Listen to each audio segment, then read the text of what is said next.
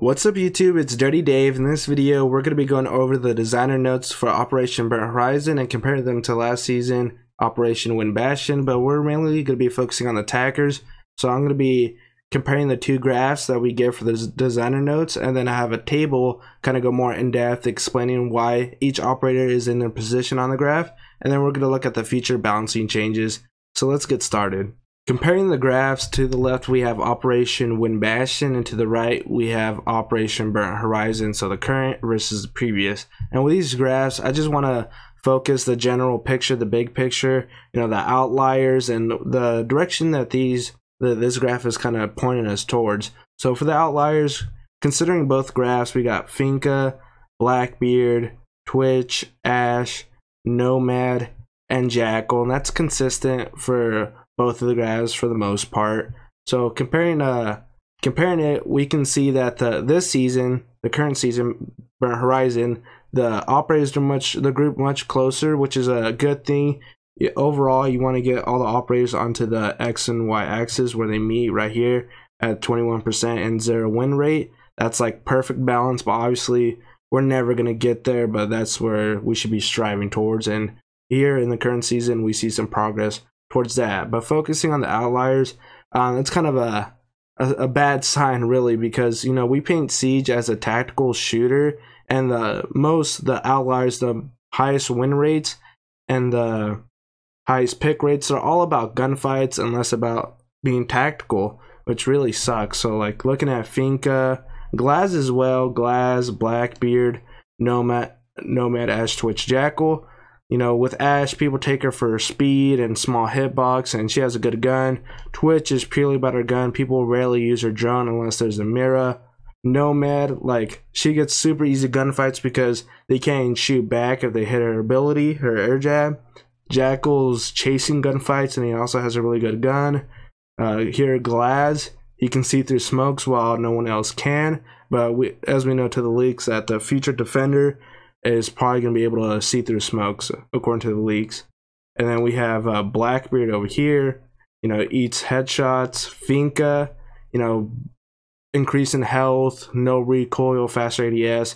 So they're all about gunfights, and these are just the highest pick rate, highest win rate operators, which is really not a good sign. But like I said, we're making some progress, and we can see that in the graphs. Alright, now we're going to go more in depth as to why each operator is on their position in the graph. So here I have a table that I made to help kind of go in depth and compare the previous season, last season for each operator. So to the left we have the current graph, year 4. Then down the bottom we have the buffs and nerfs that happened during Wind Bastion and coming into Burnt Horizon.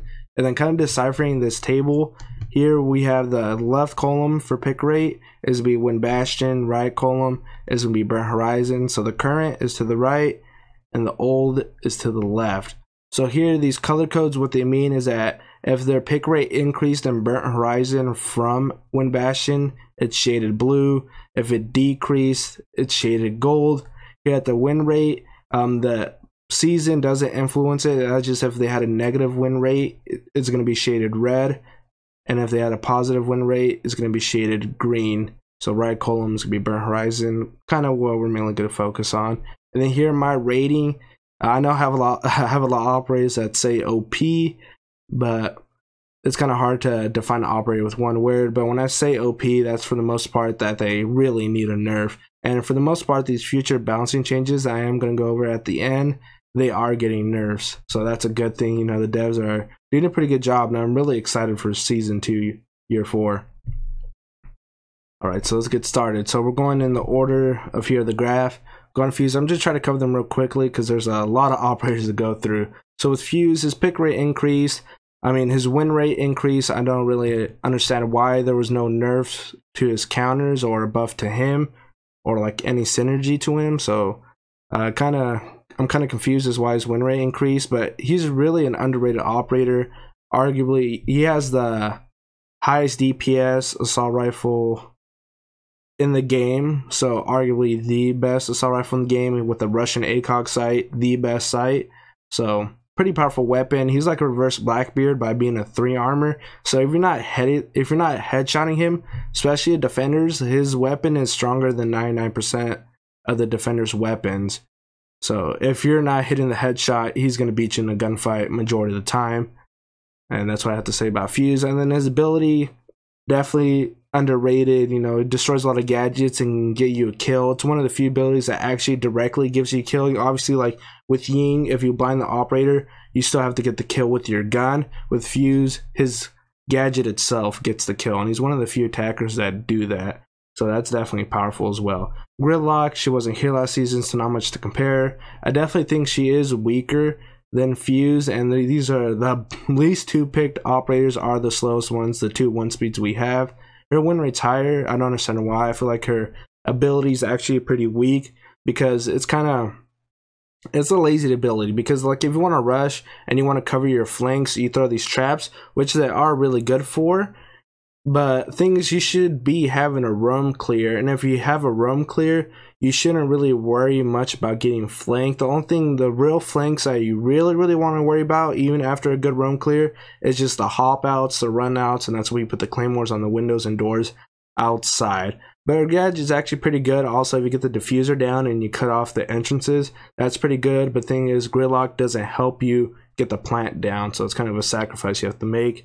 We have to use 4 operators to get the plant down. I guess their abilities. Going with Finka, she's really, I was gonna have her OP. She's like borderline OP. Honestly, I don't understand why her pick rate's so high, but I think it kind of goes with the Rook thing. Like, you can't really notice when her benefits happen. Obviously, the recoil, you're gonna see it, and the faster ADS, you're gonna feel it. But when it comes to the health, you know, that health boost, that 20 health boost, you don't really know if that actually help you win the gunfight. Maybe the recoil did, but with the health boost, you don't really know. And then her guns, you know, the Finka Sausage Rush is pretty nasty, but also at the end of the day, it's a shotgun. You know, you can't really, the only OP shotgun in the game is Ella shotgun, but she's a defender. So yeah, she's OP. I guess she definitely does need a nerf, but the problem is mainly that her ability is global. That's the main thing, and Yubi's been real reluctant to nerf global abilities. You know, with Lion being reworked, it's still going to be global. Doki got nerfed, it's still going to be global. So I don't know, but she definitely does need a nerf, I guess. I should have her as OP. Now, Blitz and Lion, these two cancer ops, their pick rate went down and their win rates have been negative these 2 seasons, and I still have them labeled as OP. And going into that Blitz, he wins 99% of the one-on-one gunfights. So just straight up mano-a-mano, one-on-one, he's gonna win it if he's not a moron. So that's pretty powerful that you can't beat Blitz in a gunfight with a gun. You have to use unconventional ways with traps, abilities, you know, impact grenades, C4. So he can beat you with his gun. You have to do some extra special stuff to beat him. But obviously, if it's a 2-on-1, you're going to beat Blitz if you get a good crossfire. And why his win rate is so low, I think it's just a lot of times when people take Blitz, they play really reckless. They feel like, oh, I don't need a drone because I have a shield. You know, if I get flanked, I have a shield to protect me. And they just get caught. They play really reckless, and I think that's why Blitz is so low, his win rate. And also, like, when you're a shield, you never want to go by yourself, and that's going with the reckless, and they're not playing with the team. So a lot of times they when people take Blitz, they ruin the team coordination. And then going with Lion, obviously wall hacks are OP, and he is getting nerfed this coming season. Thing is, he requires coordination, so a lot of times Blitz ruins coordination. Lion, the coordination is not really there in ranked. Going over Ying, I'm surprised that she's really that low. The only thing that I can come up with is that Jaeger is her biggest counter, and Jaeger has the highest pick rate. That's the only thing I can really think of. She is strong, and she is getting nerfed, and I'll go over those bouncing changes after this. So not much to say other than that. I don't know why. I guess once her ability, her Kingdellas get taken away, her gun is pretty, it's meh. It's not bad, but it's not good. Going over Glaz, seeing through smokes, pretty damn powerful. He is getting nerfed. And I'd say he's OP on PC, strong on console, because the aiming's harder. But yeah, his pick rate's low. I don't think his nerf is going to change him that much, because already people only take Glaz where he's great at, and that's bank, border and coastline and on some objectives. They only take him when he's great, so I don't think the nerf and pick rate will go down that much. That won't change. Capitao, he's getting buffed, and he's definitely underrated. He's really the hardest attacker to use in the game, and that shows in the win rate. Pick rate went down as well. I think his pick rate and win rate will go positive. Pick rate increase, probably a bit more. I'll probably say like between Blackbeard and Maverick here. He'll increase. And yeah, his ability to be nasty. I'm definitely going to be using Capitao more. Doki, after the nerf, her win rate's still positive. It's just being a global ability so strong, you know, you can figure out. Like Doki, the main thing about Doki is that you want to find roamers. And with the mute over here at the bottom, mute countering her, most of the time mutes are in the objective and roamers are outside the objective. So that doesn't change much in reality. The 12-second nerf though, the 12-second timer, that's a big nerf, and we can see, I'll probably say majority of the win rate going down is to that. And I have her balanced because she, you know, that she's been nerfed in 2 ways and they're good nerfs. Monty, he's OP. You cannot beat him in a one-on-one gunfight. I don't know why his win rate's so low. I think that's just part of people not playing Monty properly, you know, not sticking with the team, you know, bad coordination, you know, when you dome your Monty in the back of the head, you know, bad coordination. I think that's what fells Monty. Blackbeard, OP, you can't headshot him. And I don't know why his win rate decreased. I don't think his shield got nerfed. He gets like nerf every other week, nerf beard, you know. But yeah, I don't think his nothing changed, so I don't know why his win rate went down, other than people just get, even though Blackbeard's an old operator, I guess just people are just figuring out more ways to get by him and get used to him. Maverick, kind of gonna be a similar thing. I have him OP as well because there's no counter to his blowtorch. You know, mute, bandit, they don't stop him. Nothing stops him from opening up a reinforced wall, and that's pretty damn OP if you don't have a counter. And being a hard breacher with no counter, he's like a pseudo hard breacher, not to the full extent, but he can. You know, you can replace Thermite in some situations. Pick rate went slightly down. Win rate went slightly down. I think it's just people getting used to Maverick, and also the nerf to his torch swap speed. I think that's definitely changed because a lot of people, once they make the hole, they just stick their face in it, and with the slow down speed, it makes them vulnerable for a little bit longer. Going over to IQ, her pick rate or her win rate decreased, pick rate increased. I don't know if that's just more people not using her right. I think she is pretty balanced. She is getting a buff against Echo. To be honest, I guess that's the only thing I could consider too, that the extra people who picked her, not using her right. And then Nomad OP, no counters. She is getting nerfed. Pick rate has increased. Win rate increased. And that's because she got a Claymore here at the bottom. She got a Claymore. And that's just, that synergy is nasty. You know, you get blown into Claymore and there's nothing you can do about it. Buck, win rate or pick rate increase, win rate increase. To be honest, I don't understand why. He's not a hard operator to use. You just need map knowledge, and a lot of people just are lazy. They just like to go straight to the objective, not kind of work towards it. Yeah, I don't understand why his win rate went up. I guess just people figuring out he's a really good op. His gun's good, frags, useful. Shotgun gets kills, bro. Shotgun is underrated. His shotgun is underrated. Shotguns in general are underrated. So I don't know, Buck is a nasty op. I like him. Jackal though, Jackal's a big outlier. We can see here. Pick rate increase, win rate decrease, and I think that just kind of goes along with more people not using him right. But I think the big problem with Jackal is that Jackal hunts roamers, so people are going in for the gunfights. His gun is great, and they should be able to win those gunfights. But I think is with his ability finds roamers, and when you drone to find roamers. So I think a lot of people skip the drone step. They're like, I don't need a drone. I got my ability. I'll smell their footsteps. That doesn't work. You still got a drone, especially if you meet like in the middle of the map. You start on one side, the roamer starts on the opposite side. You don't see their footsteps. You're just gonna get an easy kill and be a detriment to your team. You still got a drone as a Jackal, 100%. You got to know what you're getting into. Thatcher, pick rate slightly increased, win rate improved as well.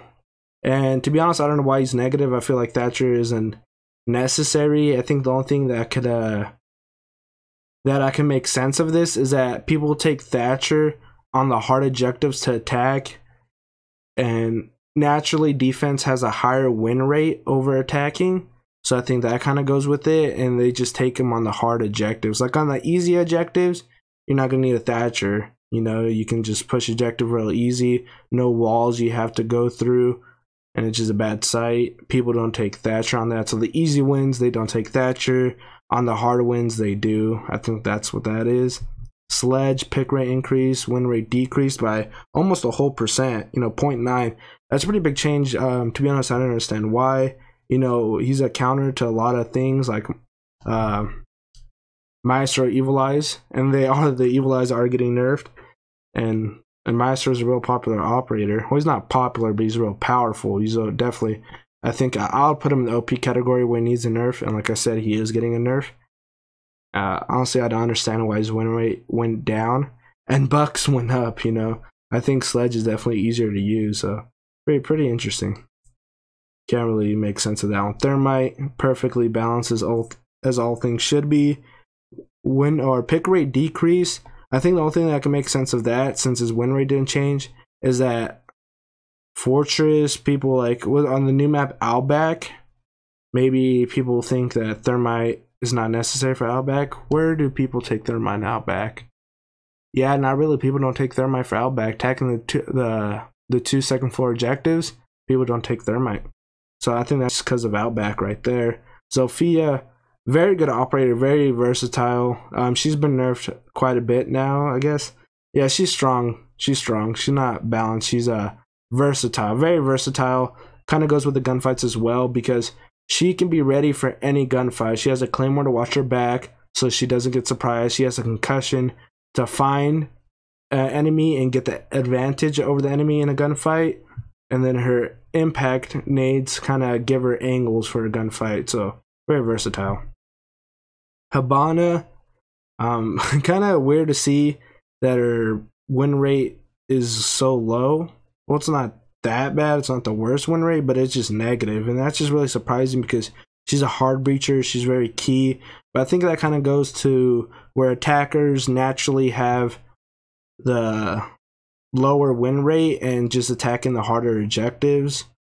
And her win rate or pick rate increase while the win rate increase. Usually it's opposite. I feel like if it's decreasing, that's just because the people who know how to use her, the Hibana mains are always going to be taking her. The people who know how to use her are going to be taking her. So when it increases, that's usually because people who don't know how to use her are starting to use her.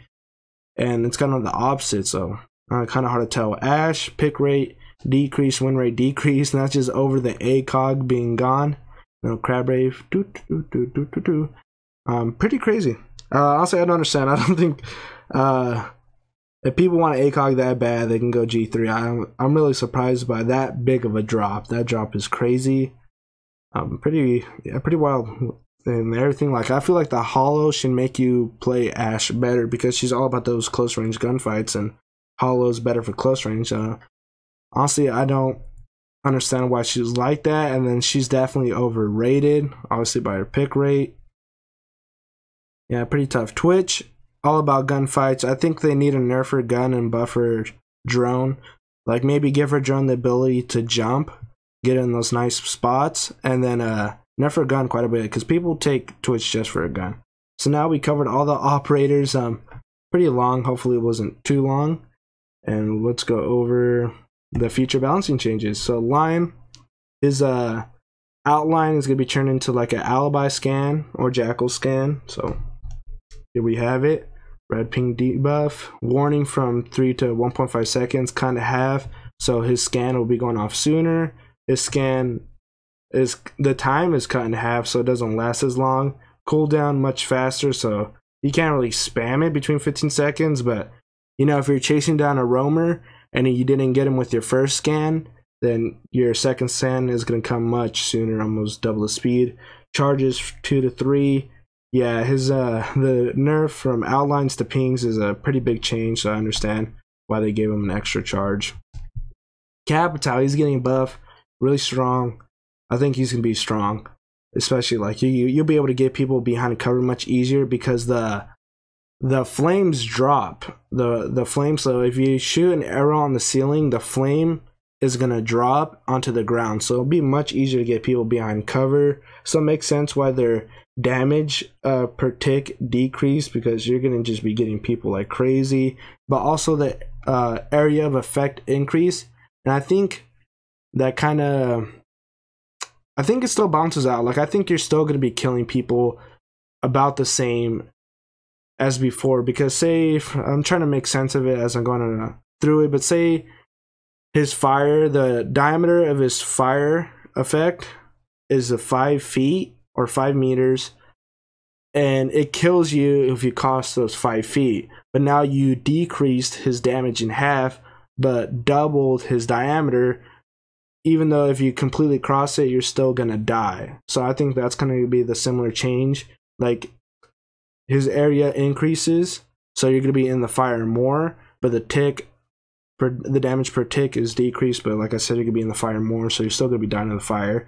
And then 2 seconds to reach maximum diameter or radius, and then 10-meter range till gravity. So I kind of had to shorten that down, but that's with this arrow where it starts to dip down. You have an arch, so you know sometimes you have to aim higher to get it over something, and it's not going to be a straight line like a bullet. Going over Nomad, she gets a sound cue activated to her air jab, so that's before you go through a door, you'll be able to hear it so you don't fall into the trap. But that's still going to be the same thing where it's going to keep people from going out windows or going through doors like it does now. Stun grenades replaced her claymore. I think that is a big thing right there. That's going to take a big part of her synergy. So less kills with the air jabs, but air jabs are still going to be powerful. And then I guess I didn't really go over the line. Nomad, what I mainly want with her is I feel like her gadgets to act similar to Elysian Mine, where it always falls to the ground, so it's kind of easier to find. Because you really can't stop it, because you can put it in places where you can't see it. It has a pretty big area effect as well. I'll cover Lion. I want to cover Lion. So Lion, I just feel like his rework was really lazy. I think it's still a global ability, which I don't like. I feel like a lot of people want an operator that makes noise and dampens the sound so they can like do things like hot breach, you know, kind of counter bandit tricking. So I feel like it would have been actually pretty cool if his ability had no scan or ping, and it was just straight a loud noise, kind of so the defenders can't hear what the attackers are doing, and so they can hot breach, thermite breach, try to plant the diffuser that defenders can't hear, and plant the diffuser because of Lion. And that's pretty dope, and that still requires coordination because you have to have things planned out before you do it. Otherwise, your comms will be, you know, covered by the line call. Ying, Candela's inverted cooking mechanics, so they cook like grenades. You know, the longer you hold them, the faster they explode or go off. And I think that's it's a nerf, definitely a nerf. And that's just to prevent the spamming, just kind of thrown right after another and just a bunch of Candelas going off. It separates it. Like you can only do one at a time now if you're trying to push through, because by the time you throw by the time the second one goes off, you know, you're gonna be done. Blitz getting nerfed to flash 2 to 7 seconds. His cooldown, I think that's gonna be huge. You know, it's gonna be much harder to take people back to back. You take out one person, with the second person, you're not gonna have your flashing time. So I think that's definitely nice. Or if you don't kill them with the first flash, then that person definitely, their chances of surviving go up a lot. I think this is a good nerf, and I like it. I like it. I didn't think of it, even though it's pretty simple, but it's a good nerf. Any nerf to Blitz is a good nerf. And then Twitch, she counters Maestro Evil Eyes pretty damn hard. You know, Maestro's he's OP. He's OP. He does a lot. He gives you intel. He's hard to stop. And Twitch is going to be a complete counter to him. I think it's awesome. I think it's too good of a nerf. I feel like you should have to destroy his Evil Eye, like with a bullet, because she can shock his Evil Eye cam to where it exposes his laser, and then shock the laser and destroy the Evil Eye cam. In total, I think she should be able to open it up, but it takes a bullet to shoot it out, to destroy it. And that's it. So I hope you guys enjoyed. Hope you guys learned something and whatnot. And if you did, please leave a like. If you want more Dirty Dave, subscribe. Till then, see you guys next time. Thank you for watching.